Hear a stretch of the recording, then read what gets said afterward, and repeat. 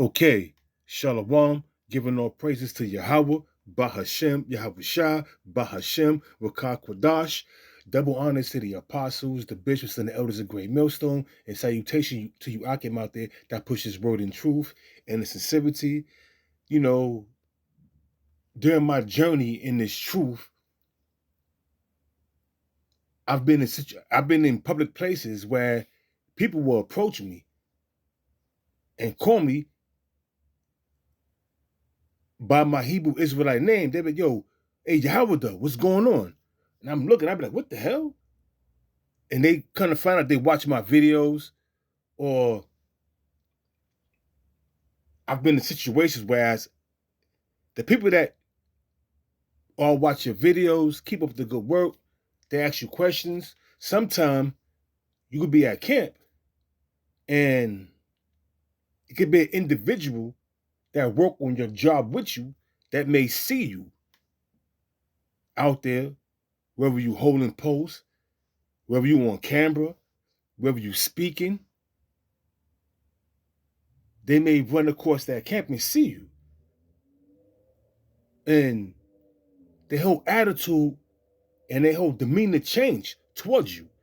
I mean, you may not have no dinners with this person other than the job, but on the job, everything was on the up and up, no problems.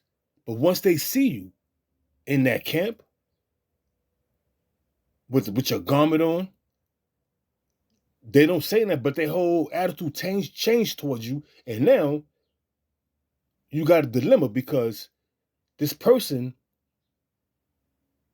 that works on your job with you, he just a regular worker. I'm a manager. But now this dude going to human resources and complaining about certain things that how I run the LTC. I'm the manager. You got the supervisor under me. So I don't say anything. I be in the office most of the time. I come around, but the managers run everything and he's giving me the up and up on what's going on. So this dude sees me at the camp. At that particular time, I was on camera when he walked by. And he was like, oh, when he saw me, everything, gave me a little five and everything. He walked away. But from here on out, after that episode of me being at camp, and he seen me, the dude, just his whole demeanor changed towards me. His whole attitude changed towards me. He started reporting me to HR, complaining about certain shit, stupid shit, childish shit. Case in point, when I was telling everybody that, listen, don't come in at 5:50. You work at 6:00. Don't come in at 5:50, punch in, and then go to the cafeteria. Once you punch in, you got to report to your duty. You got to report to work. Because now if you punch in and go to the cafeteria and chill for 10 minutes, you still in company time. You still in how they say, you still in, hours. You still in time from the company. So don't do that. When you come in, if you come in, go to the cafeteria. Get your coffee. You come in at 6:50 or 5:50, you go to the cafeteria, get your coffee. At 6:00, you punch in and start working. Don't punch in at 5:50 and go to the cafeteria. You still in time. You still in company's time. Don't do that. So this dude got up in arms over that, got his panties in a bunch, and from there on out, he started telling people, oh, this guy's a black Hebrew Israelite. I saw him on the street. What does it have to do with you? And his whole countenance changed. He had demons on him. Well, them demons started manifesting themselves through him to fuck with me. Eventually, I had to get rid of the dude. He was a good worker, but I had to give him his walking papers. I'm his manager. You reporting me to the HR. I've been there far before, way longer than you, and I'm a manager. You been here for what, a year? You complaining about minute bullshit. Going to HR. So eventually, they called us both up to HR. And after when he left, they asked me what I want to do. Should we transfer him and make him and let him work at night? I said, well, you could do that too, but I don't want him working. I don't want him working the LTC on the time that I'm on my shift. So they moved him to. They asked him, do you want to work in the afternoon shift or at night? He said no. So I canned him. I didn't want to do it. Everybody got bills to pay, but you ain't gonna bring no bullshit around on my shift because you saw me, and them demons jumped on him. He started fucking with me, trying to make my life a living hell. But I have a few scriptures. Slacking for the rant. I had to give you the rundown of what happened and why I'm doing this video, because demons can't jump on you, and the Lord could use these certain demons on the left-hand side because the Lord will put a demon on you. And that demon will start attacking you because a demon is spiritual. They're spiritual. They're spiritual beings. They need a house to inhabit. So they need a person that they can possess and inhabit them and have them do their work, have them do their bidding. And I could prove that. So the first scripture I got is 1 Samuel chapter 16, verse 14. And it reads, but the Spirit of the Lord Yahweh, which is the Holy Spirit, departed from Saul, and an evil spirit from the Lord troubled him. You see that? The Lord took his spirit from him and put an evil spirit on him. And the evil spirit was troubling Paul, whereas he started coming at King David. Let's read it again. This is 1 Samuel chapter 16, verse 14. But the evil spirit of the Lord departed from Saul, and an evil spirit from the Lord troubled him. And Saul's servants said unto him, behold, now an evil spirit from the Lord, now an evil spirit from God trouble him. Let our Lord now command thy servants which are before thee to seek out a man who is a cunning player on a harp, and it shall come to pass,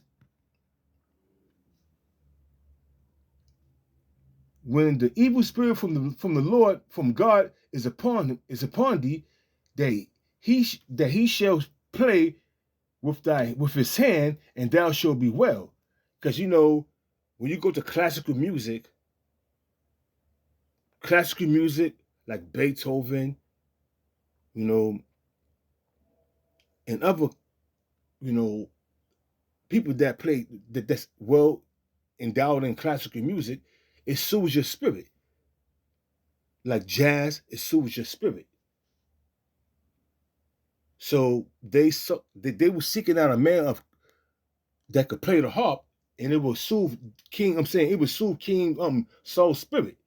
But I read that to say this: the Lord could put an evil spirit on you to fuck with you, and that same evil spirit that the Lord allowed to jump on you, you could start inflicting all kind of pain and sufferings on somebody else that's doing the work as a test of faith, whatever the case may be. Because before he saw me at camp, this dude was cool. But after that, he started reporting me and going to HR and putting grievances on me. He would come in late. And if I dock him for coming, you come in at 6:30. We start at 6 o'clock. You don't think I'm gonna dock you? Of course I'm gonna dock you for the half an hour. He'll put a grievance in that. Oh, I text the supervisor and told him I'm gonna be late. So why am I getting docked? You being docked because you're late. It was a whole bunch of bitch shit, girly shit that he was doing that was unnecessary. But them demons jumped on him. All this occurred after he saw me at the camp. Before that, he was no problem with this dude. He was always quiet, silent, doing what he had to do. But after that, he saw me at the camp. He started having that girly spirit come out and started doing bitch shit, sucker shit. And those was demons that was on him fucking with me. It was a low-level demon. See, these demons know who we are. It was a low-level demon, and I had to get rid of him. I didn't want to do it because he was a good worker, but I had to can him because he kept on reporting. And then finally, HR called me and called him, and we had a meeting, and it was about, he was complaining about bullshit. And even HR agreed with me, like, okay, this guy, you coming in late, you're going to get docked. You doing this, you doing that, you're going to be reprimanded. So what's the problem? If you come in at 5:50, don't punch in. Go to the cafeteria, get your coffee, chill out. At 6 o'clock, you punch in. Because you punch in, and then another thing that happened, that transpired, was he punched in. After I told him not to do that, he punched in at 5:45 and went to the cafeteria. Now you're still in time. It's petty, but I told you not to do so. If you come in at 5:45, go to the cafeteria, get your breakfast, eat. At 6 o'clock, you punch in and go to work. It's simple. It's not hard. It's simple.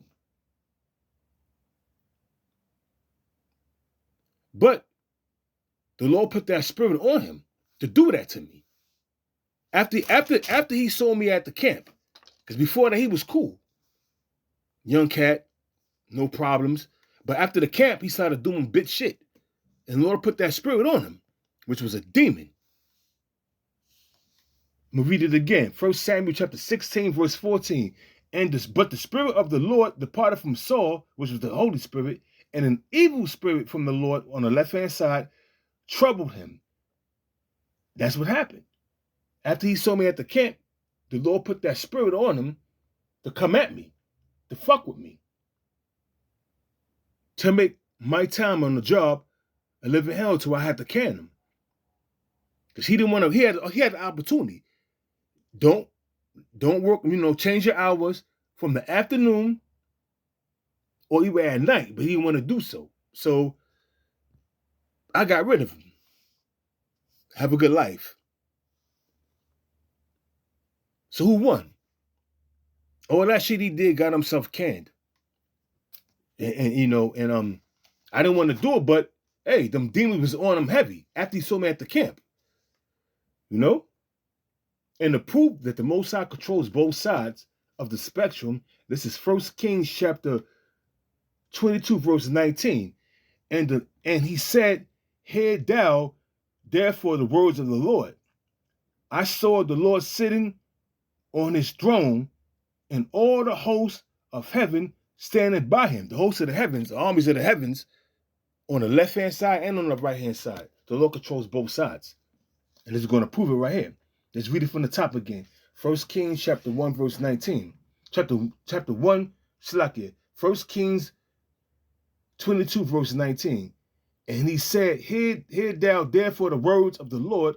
I saw the Lord sit on his throne, and all the hosts of heaven, all the armies of heaven standing by him on his right hand, which was the righteous side of the Lord, and on his left, which is the evil angels. The Lord created righteous angels, and he created evil angels to do his biddings. And you can't get around that. The Lord is the father of spirits. He controls everything. He could create you to be a wicked spirit, like he created Esau, the so-called white man, to be a degenerate, wicked-ass soul. Then he created Jacob to be the righteous. So you cannot refute what the scriptures are saying. The Lord is the father of spirits, and he creates you how he wants you to be fashioned. He wants to fashion you as a wicked vessel. You're going to be a wicked vessel. He created Esau to be the wicked, the people of his curse.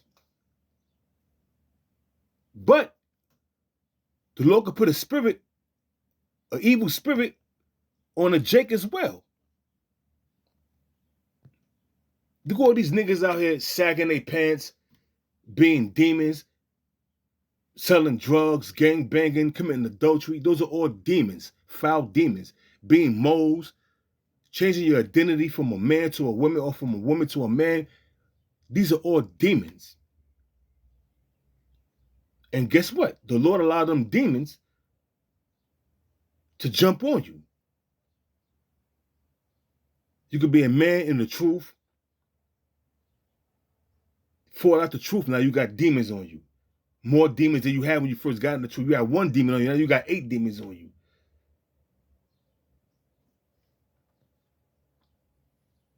So let's go back to 1 Kings chapter 22, verse 19. And he said, "Hear thou, therefore, the words of the Lord.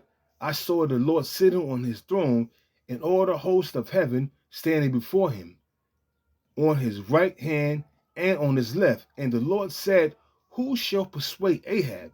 Ahab was a wicked king, and his wife was Jezebel. And you got these Christian churches talk about Jezebel was a whore. No, she wasn't a whore. She would have got put to death for being a whore. She was Ahab's wife. She was as wicked as hell. And she was a Hamite. And what she did was entice Ahab, which was an Arab, which was it's like an Arab, which was an Israelite, to worship her deities, her gods, sacrifice their children, do what they do on the left-hand side. So the Lord got tired of Ahab's shit and had a council in the heavens. And what happened was a demon on the left-hand side. We're going to read it. Let's get it. It says, and the Lord said, who shall persuade Ahab that he may go up and fall at Ramoth Gilead? Because the Lord was determined to kill him. But the Lord was seeking counsel. He didn't have to have the counsel, but he wanted to give the angels on the right-hand side, on the left-hand side, he wanted their opinion on the matter. He could have just ordered an angel to put him to death. He would got put to death, but he wanted to do things how he wanted to do it. It says, and one said on this manner, they having the counsel, and another said on that manner. And there came forth a spirit and stood before the Lord and said, I will persuade him. And the Lord Yahweh said unto him, wherewith? How you going to persuade him? I will be a lying spirit in the mouth of all his prophets. A righteous angel is not going to lie. We all know that. So this had to be a spirit on the left-hand side, a demon. You see? It says, and he said, thou shalt persuade him and prevail also. Go forth and do so. So the Lord could put a spirit on you. The Lord could allow these demons to inhabit your body and put a spirit on you. Hey, it's a lot of cases out there. I seen this dude the other day talking to himself, picking up cigarette butts off the street, lighting them and smoking them and tossing them down to the floor. Talking to himself, smelling real foul and rank. And you could tell he was shitting on himself because you could tell it was like shit on his ankles. The shit was foul and he was smelling real bad.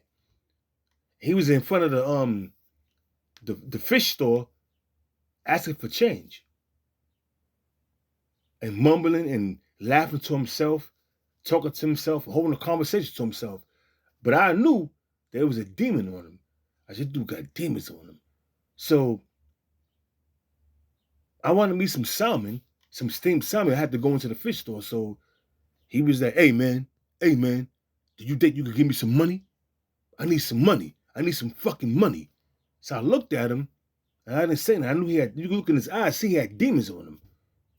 So I just walked past and went in the store, ordered my steamed salmon, because you got to wait for like 15 minutes for it to be done. So I went, walked off, because I didn't want to be around. I didn't want to be in the presence of this dude. I walked off and I just came back. And when I came back, he was gone. But before I left, he was outside talking to himself, messing with different people that was walking by, begging for change. And if you don't give it to him, he'll probably curse you out or demand you give him money by being aggressive. Somewhat of a intimidation tactic, but he wasn't intimidating me. I just looked at him and ignored. I didn't say nothing to him. I ignored him and went inside the store, came out and went left, and came back. He was gone. But I was a demon. The Most High put a spirit on that dude, put a demon on him, allowed them demons to inhabit his body. Because like I said earlier in this lesson, demons or spirits, they're in a spiritual form. They need a body to inhabit. So this is a spiritual thing we're going through, man. And you see people out there bugging out, talking to themselves, doing bugged out shit. They got spirits on them. You better believe they got spirits on them. So it says,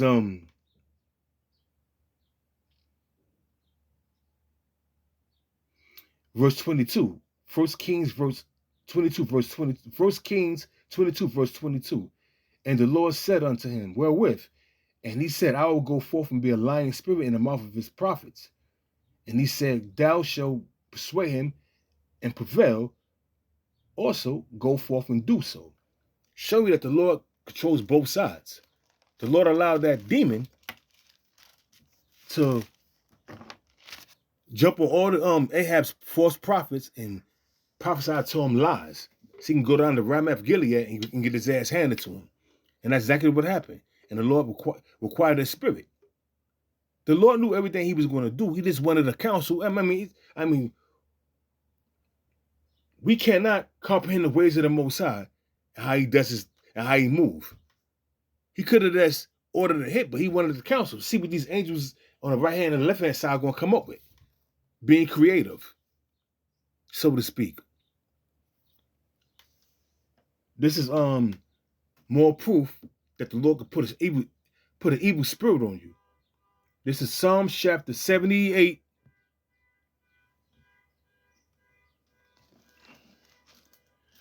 What's that? Let me see. This is Psalms chapter 78. And we're going to start at, let me see. This is during the time when the Lord was afflicting the Egyptians with all the plagues. We're going to start at 78 verse 42. They remember, talk about Israel, they remember not his hand, nor the day when he delivered them from the enemy, which were the Egyptians. It says, how he had wrought his signs in Egypt, which was the plagues, and all manner of things he did to Egypt during the time of the Exodus out of Egypt. It says, and his wonders in the land of Zoan, and had turned their rivers into blood, and their floods that they could not drink. He sent divers sorts of flies among them, which devoured them, and frogs have destroyed them. He gave also their increase unto the caterpillars, because he sent locusts to destroy their flocks. He says, he sent divers sorts of flies among them, which devoured them, and frogs which destroyed them. He gave also their increase, which was their livestock, their livestock,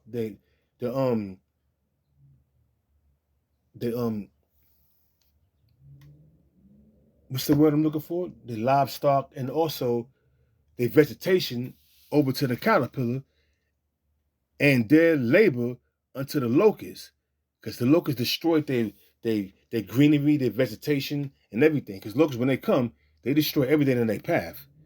It says he destroyed their vines with hail, and their sycamore trees with frost. He gave up their cattle also to the hail, and their flocks to the thunderbolts. That's the Lord plaguing Egypt. And Israel saw all the plagues that was coming upon Egypt, but still yet, they wanted to go back to Egypt and show them different deities. Because 2/3 of our people are just gone, man. Jake is gone. And the 2/3 got spirits in them too. It says, he cast upon them the fierceness of his anger, wrath and indignation, righteous anger, and troubled them, and trouble by sending evil angels among them. You hear that? Let's read that again. Psalms 78, verse 49. He cast upon them the fierceness of his anger, wrath and indignation, righteous anger, and trouble by sending evil angels among them. So the Lord can put an evil, he can send an evil angel to trouble you. Or send an evil angel to inhabit your body. That's called being given over to the elements. Well, you're not under the umbrella of the Most High Yahweh while Yahweh Shah, so you subject unto being possessed, demons messing with you. That's why you ought to pray to Yahweh while Yahweh Shah and come back into the fold. Because the Lord could send angels on you, evil angels, to fuck with you. And they're going to come by the way of your family members, people that you don't know, people on your job, like my case.